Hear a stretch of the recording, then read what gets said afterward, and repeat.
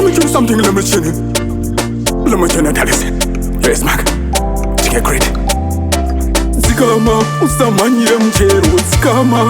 Zibate hana zikama, ngoma anza zichinunguna. Listen, sango manya, ngumeza uzenga uchadani. Sango manya, mirira ngwaicha kwanani. Sango manya, ngumeza uzenga uchadani. Sango manya, mirira ngwaicha kwana. Zika mabatana, tangane mkoma siya ikona mnungun. Sawina susa kunungun, sama batanit, usawanze ginya. Think twice, shangisa fungwa. Aisi paisugwa, shanda unokunda. Tanga wafunga, usamanyo ngopinda. Ngakawiru matamo wakafunda. Sango manya, ngumeza uzenga uchadani. Sango manya, mirira ngwaicha kwanani. Sango manya, kumeza uzenga uchadani. Sango manya, mirira ngwaicha kwana.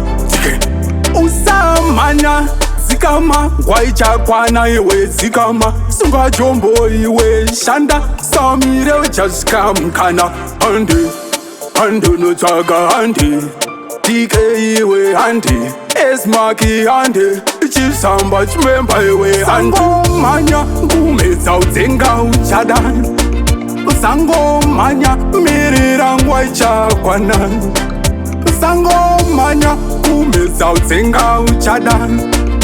Sango manya, mirira ngwaicha kwana.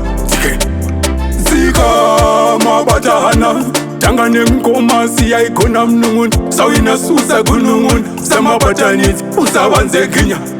Think twice, shangisa fungwa. Aisi paisugwa, shanda unokunda. Tanga wafunga, usamanyo ngopinda. Ngakawiru matamo wakafunda. Sango manya, ngumeza uzenga uchadani. Sango manya, mirira ngwaicha kwanani. Sango manya, ngumeza uzenga uchadani. Sango manya, mirira ngwaicha kwana.